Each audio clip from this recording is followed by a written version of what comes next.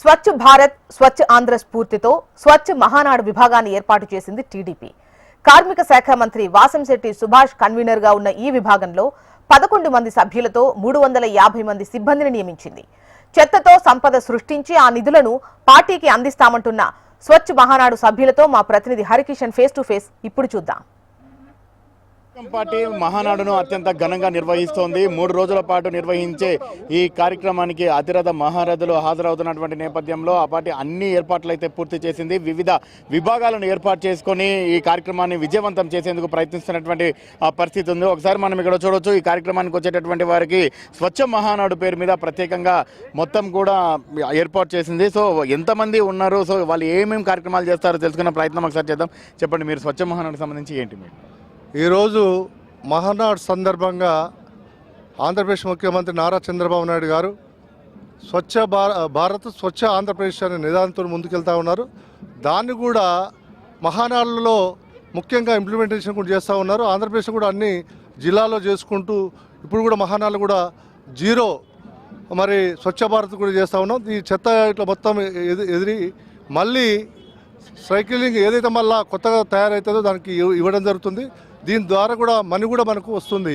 ఈ మనీ కూడా నారా చంద్రబాబు నాయుడు గారు కూడా ఇవ్వడం జరుగుతుంది తెలియజేస్తున్నాను. దీనికి మహానాడుకు భాగంగా సిబ్బంది కూడా ఒక 350 మందిని మున్సిపాలిటీ వాళ్ళు పెట్టి ఉన్నారు. స్వచ్ఛ భారత్లో వాళ్ళందరూ కూడా ప్రతి బాటిల్ కానీ ప్రతి చెత్త కానీ ఇక్కడ క్లీన్ అండ్ గ్రీన్ అంటే మహానాడులో టోటల్గా ఏ చెత్త కూడా ఉండకుండా దాన్ని ఎమ్మటే ఎత్తి మళ్ళీ డంపింగ్ యార్డ్కి పంపించేసి దాన్ని మళ్ళీ మనం అమ్మి ఆ డబ్బులు నారా చంద్రబాబు నాయుడు గారికి ఇవ్వడం జరుగుతుంది. దీనికి కూడా ముఖ్యంగా స్వచ్ఛ భారత్లో భాగంగా నారా చంద్రబాబు నాయుడు ఆంధ్రప్రదేశ్ని ఎప్పుడు కూడా శుభ్రంగా ఉండాలనే ఉద్దేశం మీదనే ఈ కార్యక్రమం పెట్టడం జరిగింది. దీనికి దాదాపు అందరూ శ్రమించి రాత్రిపౌరులు శ్రమించి పనిచేస్తూ ఉన్నారు. ఇది గొప్ప అవకాశం కూడా, ఎందుకంటే ప్రతి ఒక్కరు కూడా ప్రతి ఇంట్లో కానీ మనకు పరిసరాల్లో కానీ శుభ్రంగా ఉండాలనే నిదానంతో కూడా బాబు గారు ముందుకు పోతా ఉన్నారు. దీనికి బాబు గారికి మేము ధన్యవాదాలు తెలుపుతా ఉన్నాం. దీనికి సపరేట్ కమిటీ ఏమైనా వేశారా? మొత్తం ఎంతమంది ఉన్నారు ఈ కమిటీలో? ఈ కమిటీకి మొత్తం 11 మంది ఉన్నారు. దీనికి సుభాష్ గారు మంత్రి గారు ఉన్నారు, దాంతో పట్టాభి గారు ఒకరు ఉన్నారు. మిగతాదంతా కమిటీ మెంబర్స్ మొత్తం 11 మంది ఉన్నారు. 11 మంది కూడా ఈ స్వచ్ఛ భారత్లో స్వచ్ఛ ఆంధ్రప్రదేశ్లో భాగంగా మహానాడులో ప్రతి ప్రాంగణంలో తిరిగి చెత్త లేకుండా చేసేసి ఇప్పుడు మా దగ్గర ఇప్పుడు మొత్తం టోటల్గా 350 మంది ఉన్నారు. 350 మంది కూడా అన్ని భాగాల్లో పనిచేస్తూ ముఖ్యంగా మన 31వ తారీఖు వరకు ఉండి ఇదంతా క్లీన్ చేసేసి దీన్ని మళ్ళీ మేము అమ్మి ఆ వచ్చిన డబ్బులు కూడా బాబు గారికి వేయడం జరుగుతుంది తెలియజేస్తాం. అంటే ఈ 3 రోజులు కాకుండా కంప్లీట్గా ఇదంతా అయిపోయేంత వరకు ఉంటారు మీరు?